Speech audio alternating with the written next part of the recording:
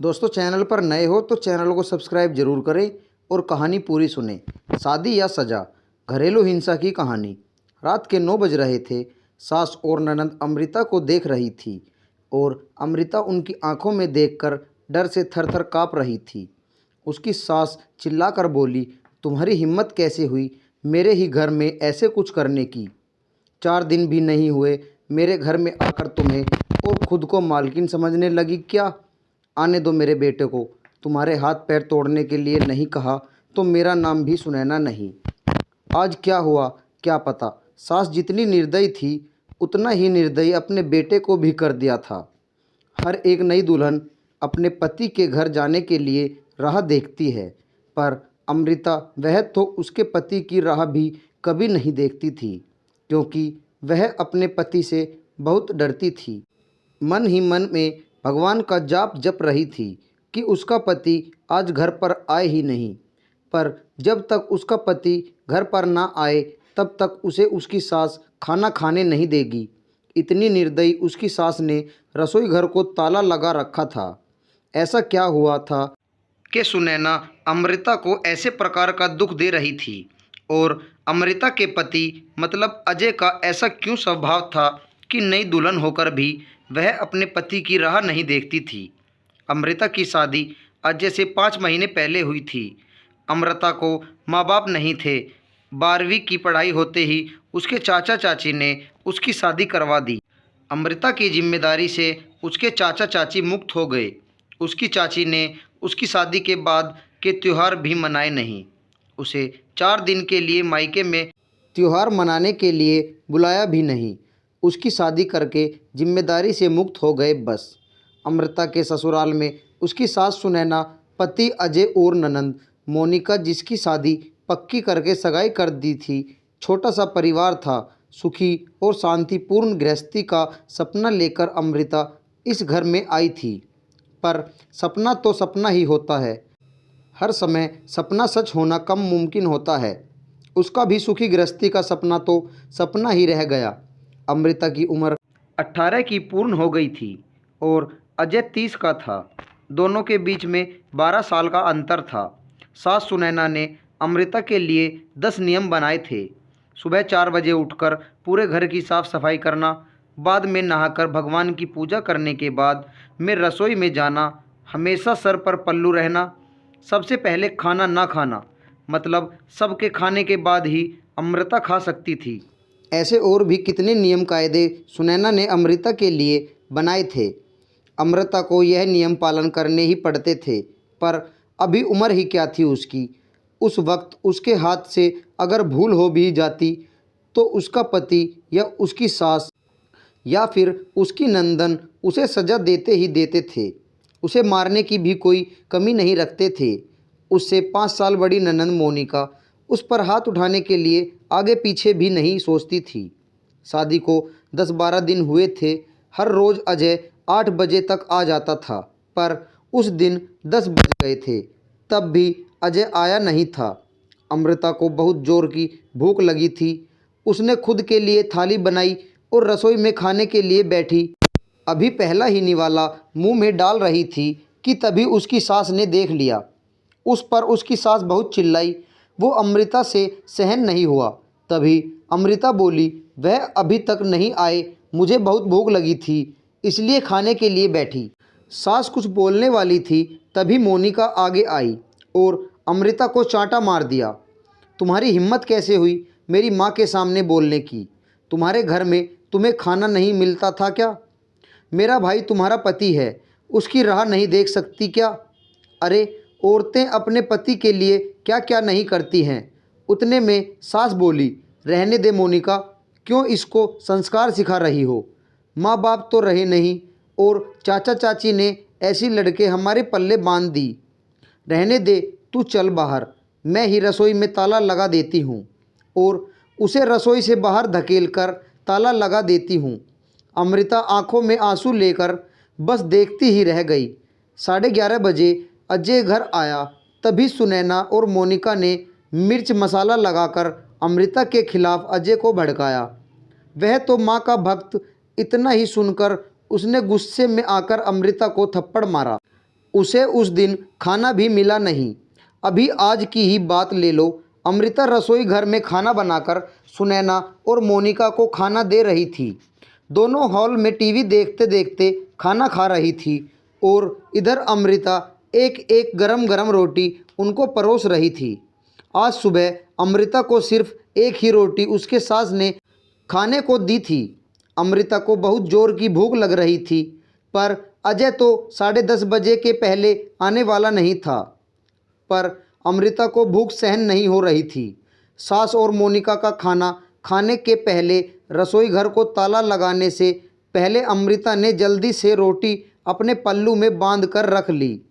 जब माँ बेटी का खाना होने के बाद उन्होंने अमृता को बाहर निकालकर रसोई घर पर ताला लगा दिया और दोनों उनके रूम में आराम करने के लिए निकल गई। उसने पल्लू में बंधी हुई रोटी निकाली और रोटी वैसे ही बिना सब्जी के खाने लगी। रोटी खाते खाते उसके आंखों से आंसू बह रहे थे। उसका स्वाभिमान इस बात के लिए रजामंदी नहीं दे रहा था, लेकिन क्या करे, यह भी उसे समझ आ रहा था। ठीक उसी समय सुनैना कोई काम के लिए उधर आई और उसने अमृता को रोटी खाते हुए देख लिया। बस फिर क्या होगा, तमाशा चालू हो गया और उस वजह से अमृता भगवान से प्रार्थना कर रही थी कि अजय घर पर आए ही नहीं। क्या पता आज वो क्या करेगा। शादी के बाद इनके ही सामने खाना खाया था, तब भी थप्पड़ मारा था, पर आज तो रोटी चुरा कर खा रही थी। थोड़ी देर बाद अजय घर पर आया तो अमृता का दिल ज़ोर ज़ोर से धड़कने लगा। डर के मारे पसीने से भीग गई। कुछ ही मिनटों बाद अचानक से अजय का ज़ोर से आवाज़ आया, अमृता जल्दी बाहर आओ। अमृता डरकर थरथर काँपते हुए बाहर आई। देखा तो सास अभी भी शेर की तरह उसकी तरफ देखकर गुर्रा रही थी। मोनिका भी मन ही मन में मुस्कुराकर देख रही थी और अजय उसकी आंखें खून के जैसे गुस्से से लाल हो गई थी। जैसे ही अमृता अजय के सामने आई, उसने उसके बालों को पकड़कर जोर से धकेल दिया। आह ओह! अमृता बहुत ज़ोर से चिल्लाई, तेरी इतनी हिम्मत हुई कि तू अपने ही घर में चोरी करती है? रुक, तुझे तो मैं अभी दिखाता हूँ। बोलते बोलते अजय ने अपने कमर का बेल्ट निकाला और अमृता को मारने लगा। अमृता ज़ोर ज़ोर से रोते हुए, दर्द से चिल्लाते हुए उसकी माफ़ी मांग रही थी, पर उसके पति को और घर में रहने वाले 2 औरतों को उसकी दया नहीं आई। अमृता को सहन नहीं हो रहा था। तभी उसने अजय को धक्का दिया और घर के बाहर भागने लगी। तभी अरे पकड़ो उसे, बाहर कहाँ चली? सुनैना अजय को बोली। तभी अजय बोला, जाने दो माँ, भाग कर कहाँ जाएगी? कहाँ उसे पालने के लिए उसके मायके वाले हैं जो उसे संभाल लेंगे। आएगी वापस घूम के यहीं, पर जाने दो उसे। पहले मुझे खाना परोसो, मुझे बहुत भूख लगी है। अजय का बोलना सुनकर सुनैना ने अजय को खाना दिया और आज भी सभी खाने के लिए बैठे, पर अमृता की याद किसी को भी नहीं आई। बाद में थोड़ी देर बाद अमृता घर में आई। उसे देखकर तीनों राक्षस जैसे हंसते हंसते उसके सामने खड़े हुए। आ गई क्या वापस महारानी? क्या हुआ, मायके वालों ने घर में नहीं लिया? सुनैना ने उसे टोंट मारा। तभी अजय उसे बोला, जब तक तुम मेरे पैरों पर अपनी नाक नहीं रगड़ती तब तक मैं तुम्हें घर के अंदर आने नहीं दूंगा। मुझे धक्का देकर चली गई थी ना? हाँ भैया, इतनी जल्दी से माफ़ मत करना। अब अगर इसे माफ़ किया ना तो कल यह सिर पर चढ़कर नाचने लगेगी। ऐसी लड़की का क्या भरोसा? अरे भरोसा तो अभी हमें तुम पर भी नहीं रहा। जो अपनी भाभी का सम्मान नहीं कर सकती, वह लड़की हमारे घर का क्या मान बढ़ाएगी? अचानक अमृता की पीठ के पीछे से मोनिका के होने वाले ससुर की आवाज़ आई और वह अंदर आए। उन्हें देखते ही तीनों के चेहरे का रंग ही उड़ गया। अरे समधी जी, आप कब आए? सुनैना साड़ी ठीक करके माथे पर पल्लू लेकर बोलने लगी। उसी वक्त आया जिस वक्त आपकी बहू रास्ते से डरकर इधर से उधर भाग रही थी। अच्छा हुआ अभी से ही तुम्हारा असली चेहरा हमें दिख गया। मैं आया नहीं तो हमारे घर की बर्बादी हो गई होती। अगर ऐसी बहू हमारे घर आई होती तो। मोनिका के होने वाले ससुर उसकी तरफ हाथ दिखाकर बोले। नहीं नहीं, आपको कोई गलतफहमी हो गई है। पापा आप अंदर तो आइए, मैं आपको सब समझाती हूँ। मोनिका ऐसे बोली तो उसके ससुर बोले, कौन से पापा, किसके पापा? माफ़ करो हमें, अब आपके साथ कोई भी रिश्ता नहीं रखना, और जो आपको समझना है ना वो बाहर खड़े पुलिस को बताना। अचानक पीठ के पीछे से पुलिस अंदर आई। पुलिस को देखकर उन तीनों की बोलती बंद हो गई। क्या बोले कुछ समझ नहीं आ रहा। तभी सुनैना नरम आवाज़ से अमृता को बोली, अरे बहू, छोटी बात पर कोई पुलिस को बुलाता है क्या? छोटी सी गलतफहमी हो गई है ना। और ऐसी छोटी बड़ी परीक्षा हर एक औरत को शादी के बाद देनी ही पड़ती है। और यह तो तुम्हारा ससुराल है ना, ससुराल वालों का मान रखना तो तुम्हारा कर्तव्य है बेटा। माफ़ कीजिए सासू जी, मुझे ऐसी परीक्षा देने का कोई शौक़ नहीं है।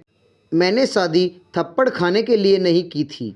और यह ऐसा कैसा ससुराल जहां मुझे रोटी भी चुराकर खानी पड़ती थी? आपने मुझे कमज़ोर समझा था क्या?